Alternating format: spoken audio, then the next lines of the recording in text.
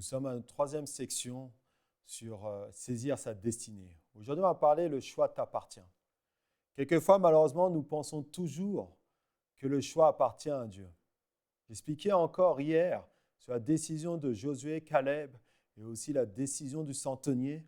C'est eux qui ont fait que le miracle s'est accompli dans leur vie. Et j'aimerais vous encourager aujourd'hui à prendre des choix, à prendre des décisions. Allons dans Josué chapitre 24, verset 15. Nous allons voir qu'à un moment donné, Josué va dire une phrase. Et j'aimerais que vous compreniez que cette phrase déterminera aussi votre destinée. Si nous voulons saisir nos destinées, il va falloir faire des choix.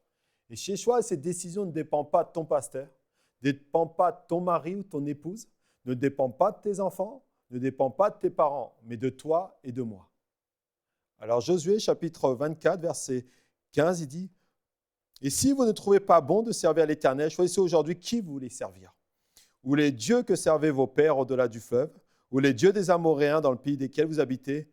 Moi et ma maison, nous servirons l'Éternel. » Qu'est-ce que cela signifie? Ça signifie que Josué va prendre une décision claire et nette. Vous savez, choisir de se ranger du côté de la parole de Dieu est un défi permanent. Et je dirais même est un défi quotidien dans nos vies.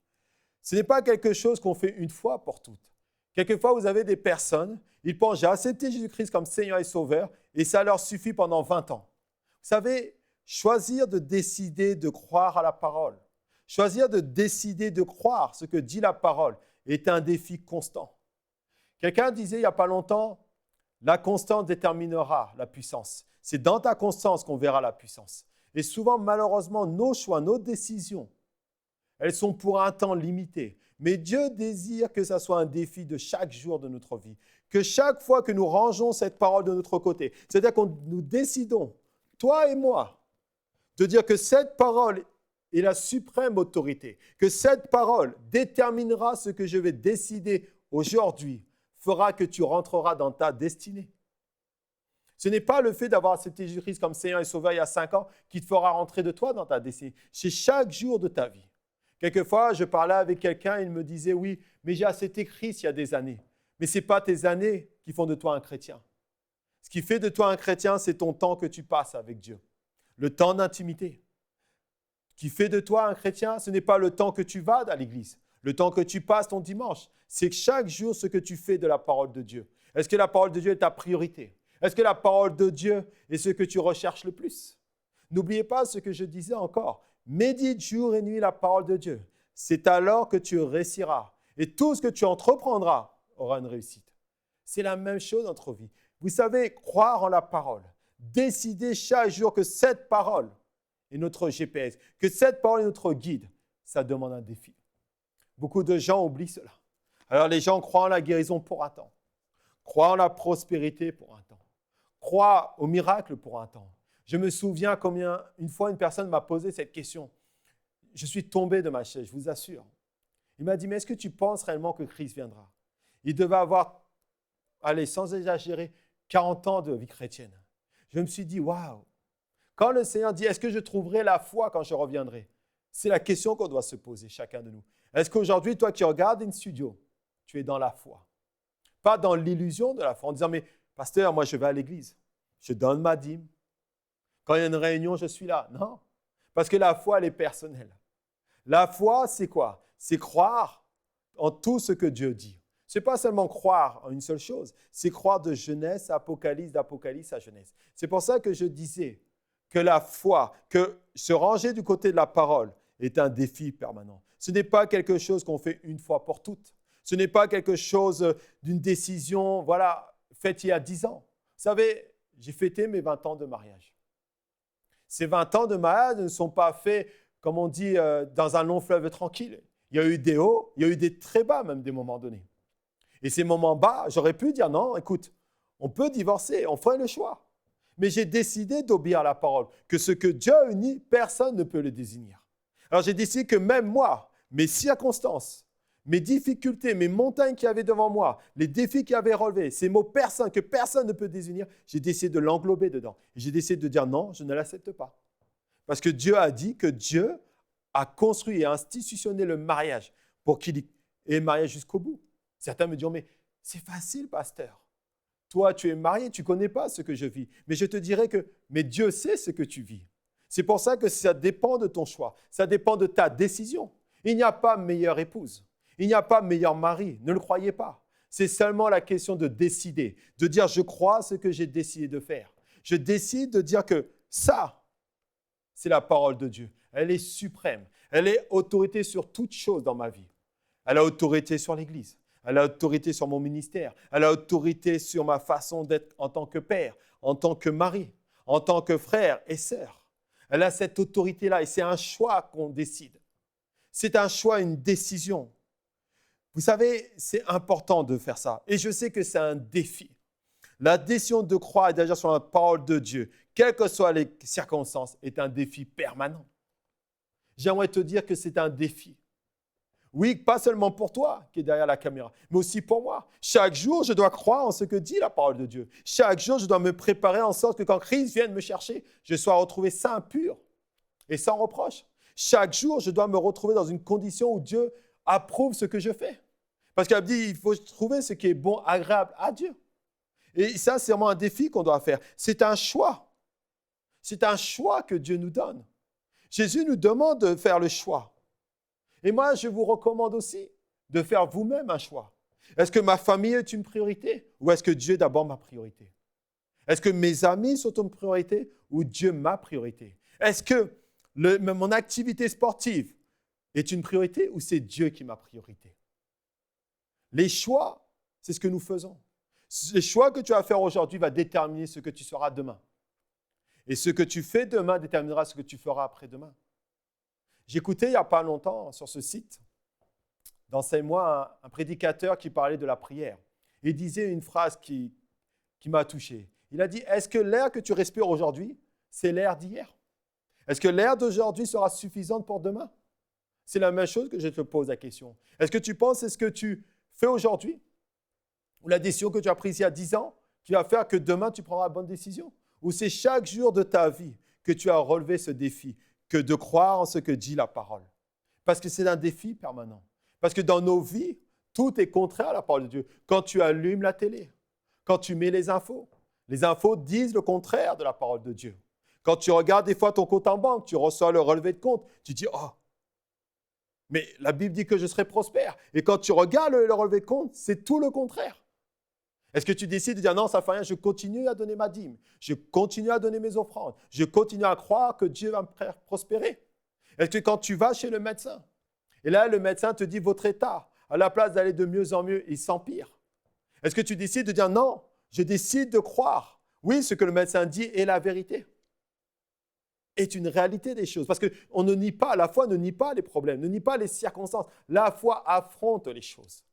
Est-ce que tu décides de dire non, là je décide de croire en cette parole, que peu importe ce que le médecin me dit, peu importe ce que mon banquier me dit, peu importe ce que mes finances me disent, peu importe ce que mon employé ou mon employeur me dit, je décide de croire ce que dit la parole de Dieu à mon sujet.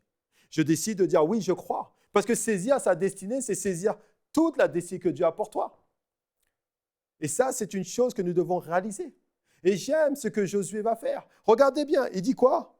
Moi et ma maison, nous servirons l'Éternel. C'est-à-dire qu'il décide de faire cela.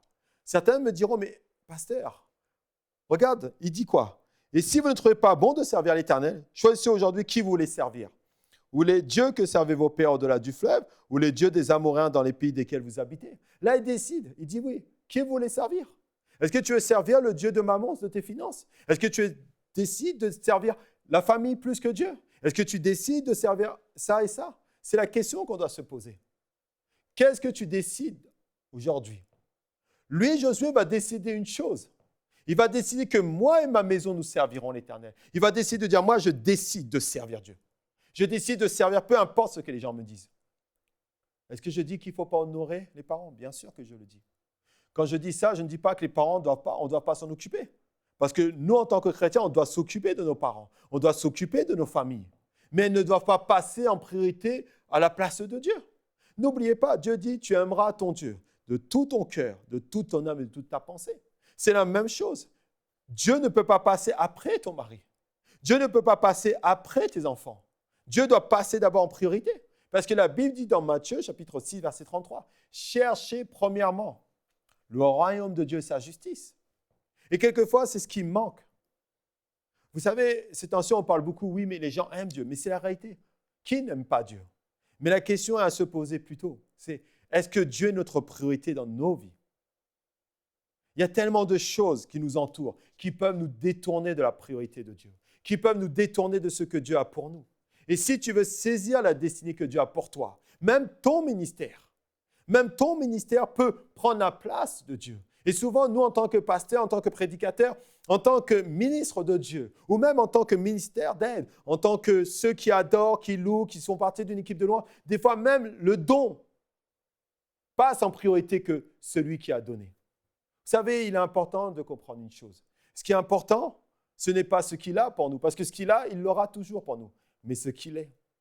Et le fait de faire ces choix, comme dira Josué, moi et ma maison, nous servirons l'Éternel. C'est-à-dire que moi et ma maison, nous décidons que peu importe les choses qui peuvent se passer, peu importe ce qui peut arriver, moi, je mettrai toujours Dieu en premier. Dans chaque domaine de ma vie, que je sois dans le haut ou dans le bas, que je sois bien ou pas bien, je décide que Dieu soit ma priorité. Et ça demande un défi permanent dans nos vies. C'est chaque jour de notre vie, ça dépend.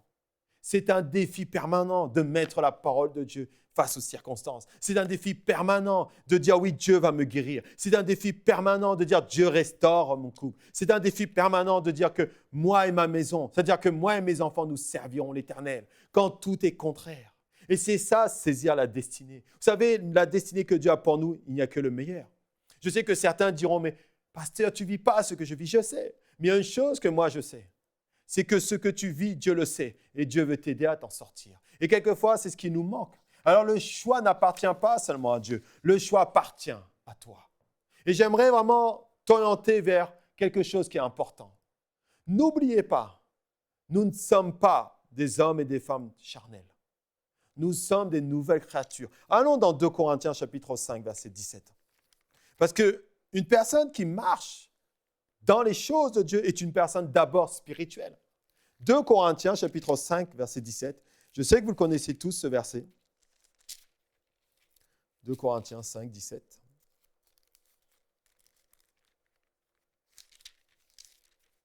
Il dit, « Si quelqu'un est en Christ, il est une nouvelle création. Les choses sont passées, voici, toutes choses sont devenues nouvelles.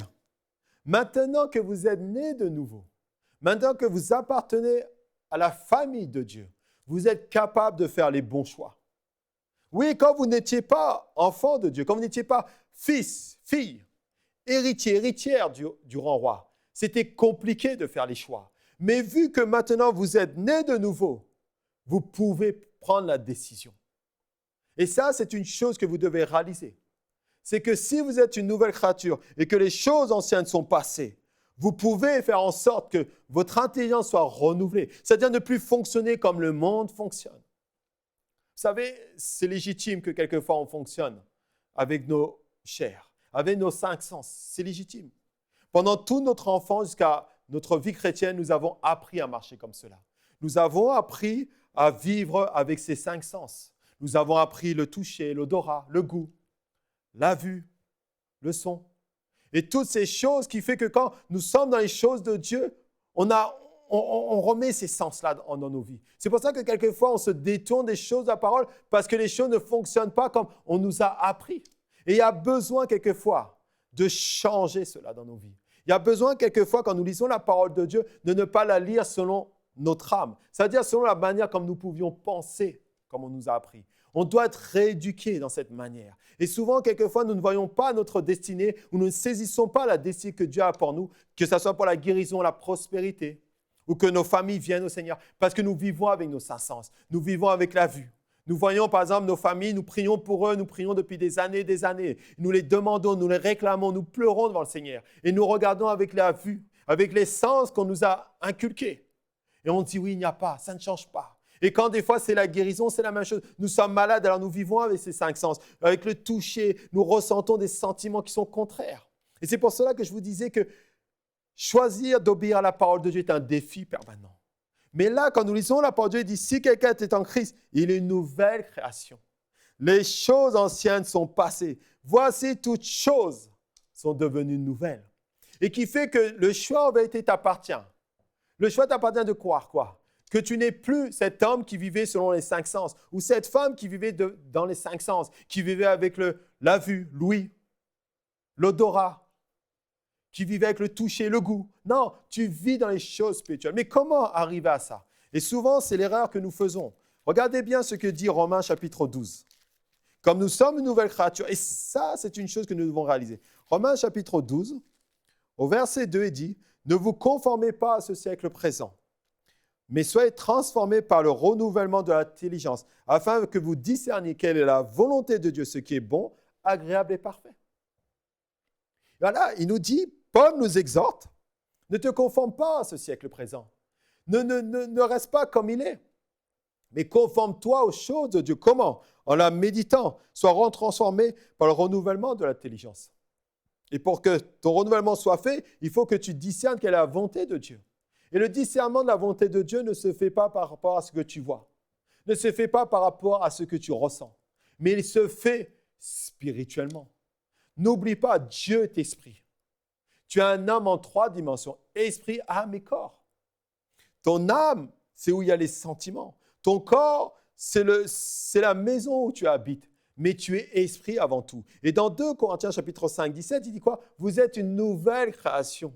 Chaque personne, chaque chrétien, par rapport aux choix qu'ils entreprennent, ils ont l'impression que les choix, des fois, c'est que naturel. Non, on commence dans le naturel, on finit dans le spirituel. Je disais souvent à des personnes, vous savez, prier, ça demande de faire un choix.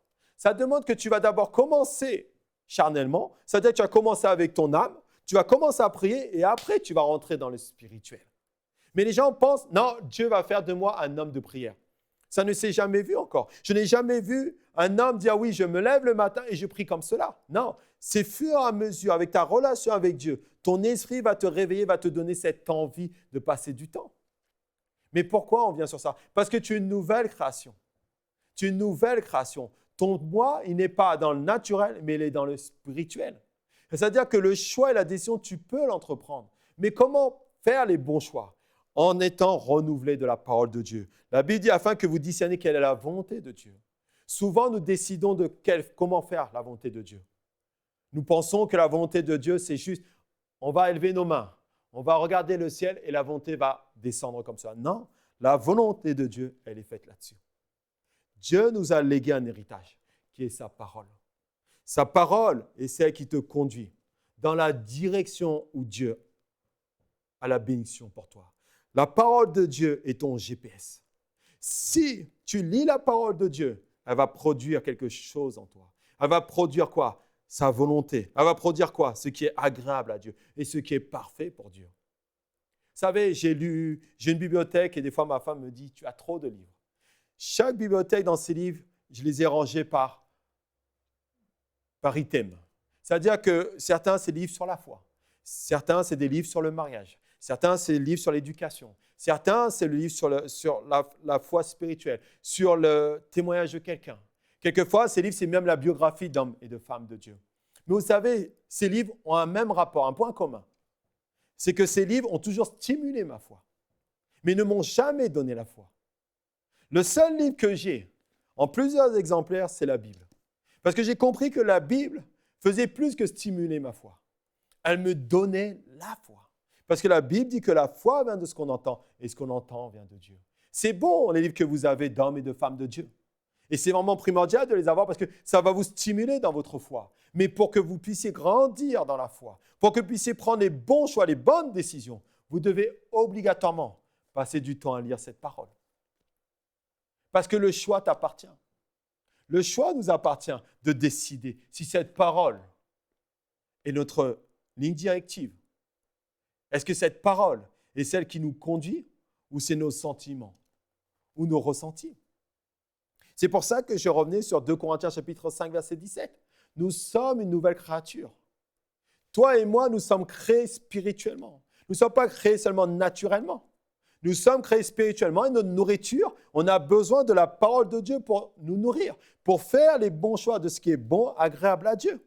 Et quand nous lisons la parole de Dieu, nous voyons que elle nous conseille, nous exhorte à la méditer, à passer du temps à comprendre. Pourquoi? Parce que plus nous comprenons la parole de Dieu, plus nous réalisons qu'il a des plans merveilleux pour nous. Il a des plans extraordinaires pour nous. Allons dans 3 Jean. Vous allez voir de quoi je veux parler. Dans 3 Jean, il écrit, verset 5, « Bien-aimé, tu agis fidèlement dans ce que tu fais pour les frères et même pour des frères étrangers. Tu agis fidèlement. Comment faire pour agir fidèlement si nous n'obéissons pas à la parole de Dieu ?» Et au verset 2, il dit, « Bien-aimé, je souhaite que tu prospères à tous égards et sois en bonne santé comme prospère l'état de ton âme. » C'est le souhait de Dieu. Sa destinée pour toi, c'est la prospérité. Sa destinée pour toi, c'est que tu sois en bonne santé. Sa destinée pour toi, c'est que tu agisses fidèlement dans tout ce que tu fais pour les frères. C'est ça la destinée que Dieu a pour nous.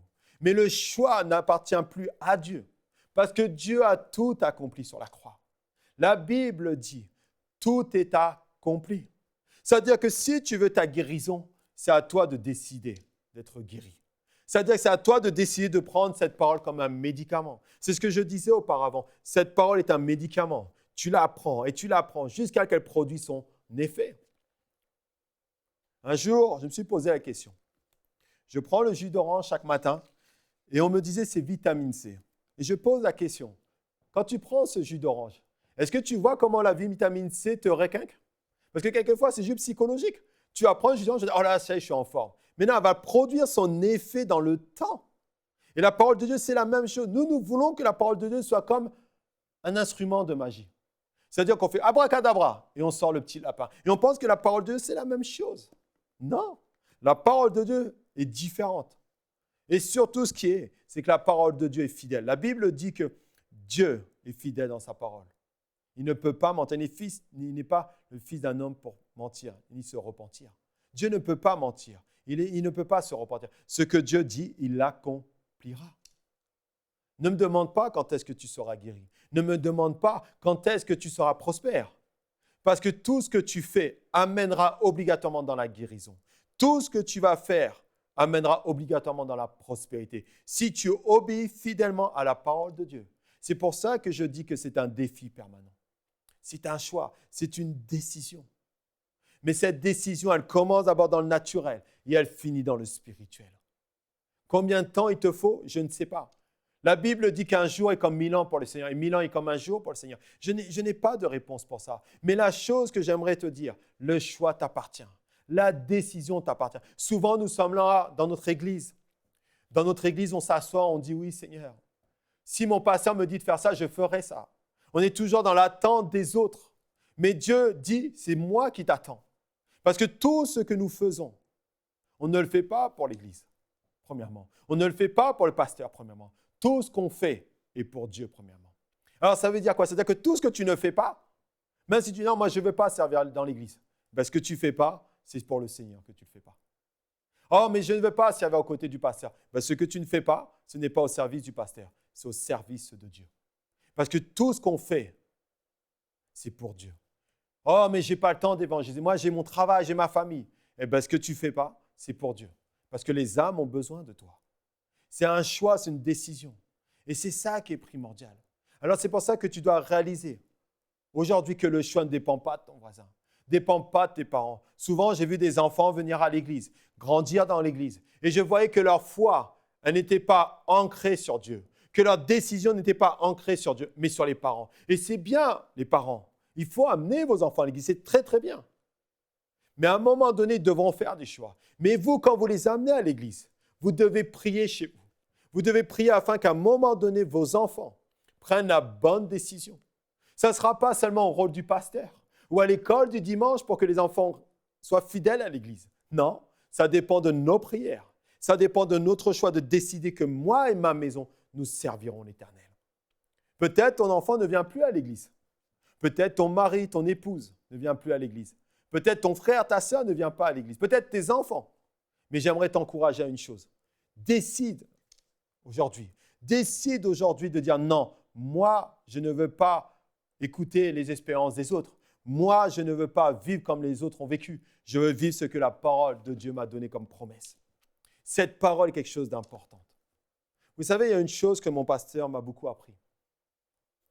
Il m'a appris une chose et je crois que c'est la chose qu'on doit apprendre, nous en tant que serviteurs et servantes de Dieu, à faire en sorte que nos chrétiens dans nos églises ne dépendent pas des pasteurs, ne dépendent pas de l'église, mais dépendent de la parole de Dieu, dépendent de Dieu, sachent être autonomes, qu'ils savent prendre quand une difficulté arrive, dire oui, je sais comment faire. Et vous savez, c'est le plus beau cadeau que mon pasteur m'a donné. Savoir utiliser la foi au moment où rien ne va. Savoir utiliser la parole de Dieu au moment où il fallait. Savoir prier quand il faut prier. Vous savez, c'est une chose, mais c'est aussi un choix que j'ai appris. Ça veut dire que j'ai appris aussi à avoir ma relation avec Dieu. J'ai appris à avoir une relation d'intimité avec Dieu. Tu dois aussi avoir un choix. En regardant mon pasteur, en le regardant travailler, en le regardant utiliser la parole. Vous savez, c'est un homme de la parole. Chaque fois que je lui posais une question, il me remettait dans la parole de Dieu. Mais comment il faisait? Ce n'est pas arrivé parce qu'il a un don. Souvent, le regard que nous avons, c'est le don. On se dit, oui, alors ça y est, le pasteur, lui, il est fait pour la parole, alors il fera. Non. L'appétit vient en mangeant. Si tu veux aimer la parole, tu dois commencer à la manger. Si tu veux aimer prier, tu dois commencer à prier. Si tu veux aimer évangéliser, tu dois commencer à évangéliser. Ça ne vient pas comme cela. Les gens pensent, oui, ça va se faire comme ça. C'est faux. C'est un choix, une décision que tu dois entreprendre. Pour entrer dans ta destinée, ce n'est pas parce qu'on t'a dit que tu seras ceci, cela, que tu le seras. N'oubliez pas que le peuple d'Israël a erré pendant 40 ans.